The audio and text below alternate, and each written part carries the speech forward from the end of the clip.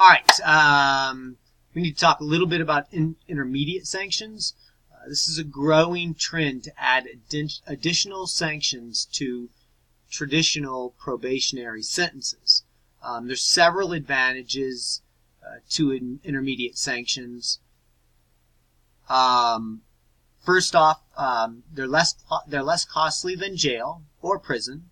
They help the offender maintain family and community ties.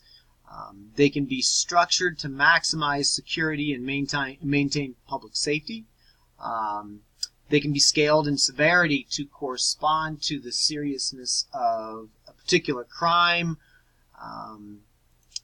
They can feature restoration and reintegration. They can reduce the need for future prison and jail construction. They help meet the needs of developing community sentences that are fair. And they can be designed to increase control over probationers whose serious or repeat crimes made straight probation inappropriate.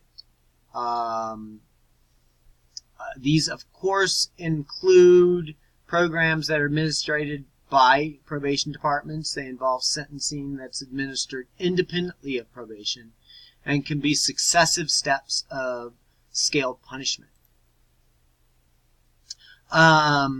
There's also fines, forfeiture, restitution, and what they call shock probation and split sentencing.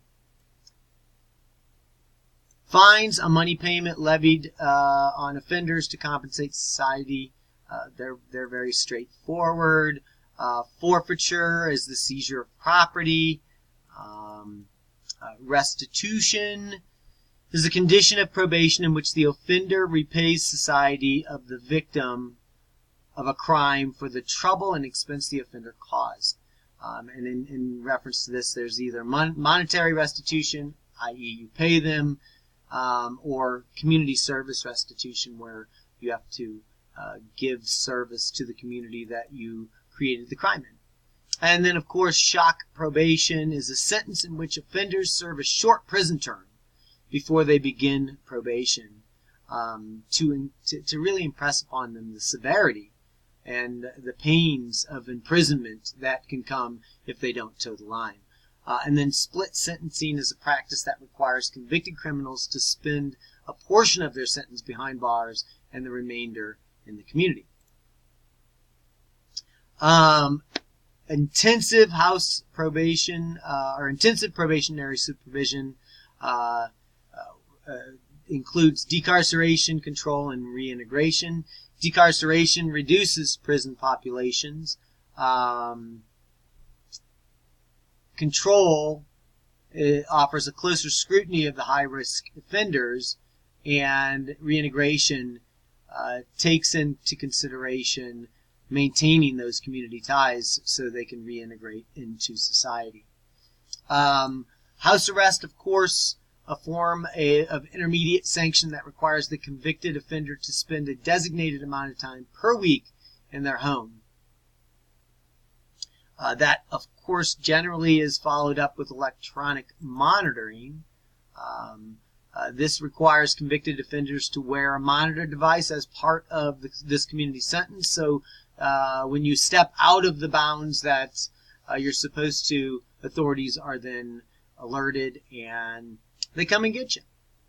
Of course, GPS, as you can see, as technology improves over time, it is brought to bear on just about every facet of society, including the criminal justice system and residential community corrections.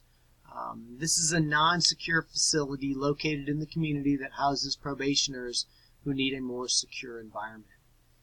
Typically, residents are free during the day to go to work, school, or treatment, and they return in the evening for counseling sessions and meals.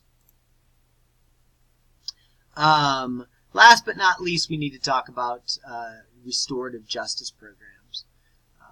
First off, we have to talk about the concept of restoration, where we're saying that crimes harm the community,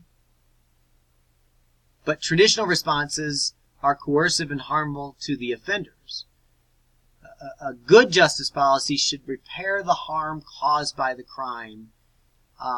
Once the offender accepts accountability, then we can begin to move them towards a restorative viewpoint. Restorative justice, in essence, is a view of criminal justice that focuses on crime as an act against a community rather than the state. Justice should involve all parties affected by the crime: victims, criminals, law enforcement, and the community. And once we get our minds wrapped around that, then we can begin to restore what happened in the community space.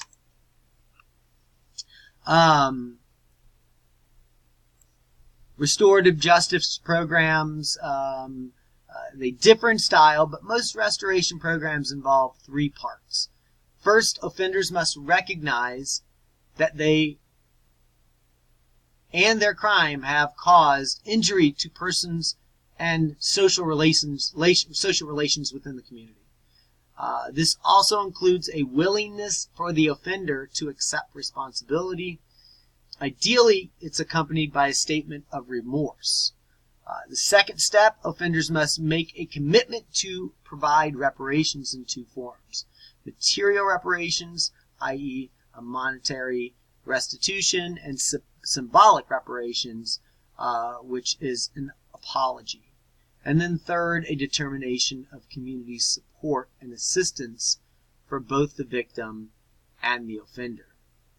The intended result of this process is to repair injuries suffered by the victim and the community, while ensuring reintegration of the offender. Sentencings circle around and act as a form of inspiration for restorative justice. Sentencing circles originate from Native American communities where people accused of breaking the law meet with the community members, victims, village elders, and agents of the justice system. In this process, all members express their feelings about the act. People may suggest ways in which the offender can make things up to the community and those that were harmed. As you can see, the entire community is healing from this process. Some important organizations and institutions in the restoration process. Of course, schools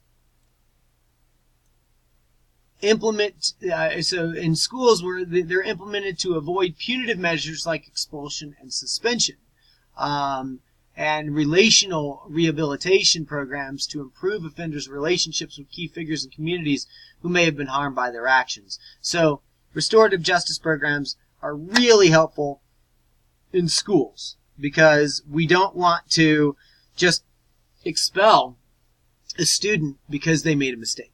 They're also good in police programs. We see some community policing models who are incorporating these elements, and we find evidence in many programs designed to involve stakeholders, particularly previously marginalized groups, in community decision-making and community building. We find this in England, where police forces now use restorative cautioning. In this approach, a trained police facilitator uses a script to encourage an offender to take responsibility for repairing the harm caused by the offender. And ultimately, sometimes the victims participate in this. And you can imagine how this could help in pretrial programs as well as court programs as well. And then, of course, there's some challenges to restorative justice.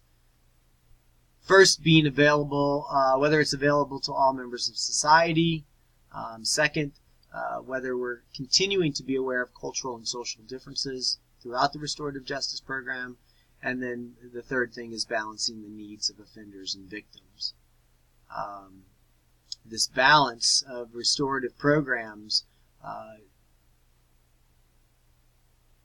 are usually overly focused on victims, and they may ignore the needs of the offenders and thereby do nothing to prevent future offending.